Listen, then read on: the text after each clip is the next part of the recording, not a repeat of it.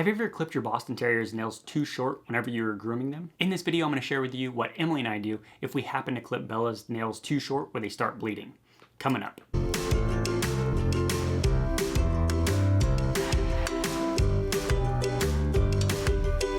Hey everybody, welcome to the Boston Terrier Society YouTube channel. Consider subscribing if you're someone who wants to learn more about the breed, learn what it's like to be an owner, hear expert interviews, as well as connect with other Boston Terrier lovers just like yourself. I'm Donnie Gardner, the founder of BostonTerrierSociety.com. Here is Bella, my Boston of over a decade, and today what I want to cover is anytime you've clipped your Boston Terrier's nails, this might have happened to you where you've clipped them too short and they start to bleed. So what I want to do is just cover a home remedy that Emily and I have been using over the years that helps stop the bleeding immediately. Now, I do want to let you know there are specific products that you can purchase online that are designed specifically, to stop a dog's bleeding if you do clip the nails a little too short.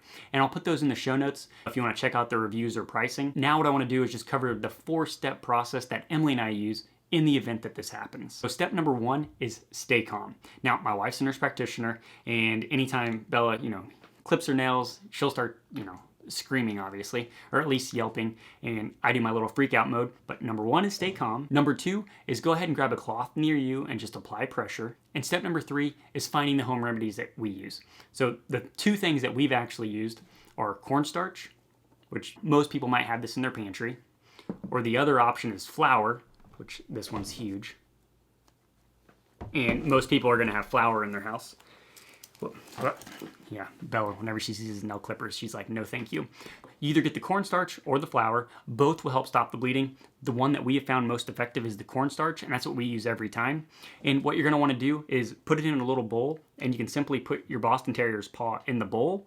Or if you have 2 people that are helping you, somebody else, like I always help my wife whenever she clips Bella's nails, and I just put a little cornstarch on the tip of her nail. Then all you need to do for the 4th step is just wipe off any of the excess, powder or whatnot, and then you just leave it on there, and then it'll stop the bleeding. Now, as far as other home remedies that you can use, I've seen online where people have used Vaseline as an option to stop the bleeding, and there's even one doctor that mentions putting a black tea bag on the paw.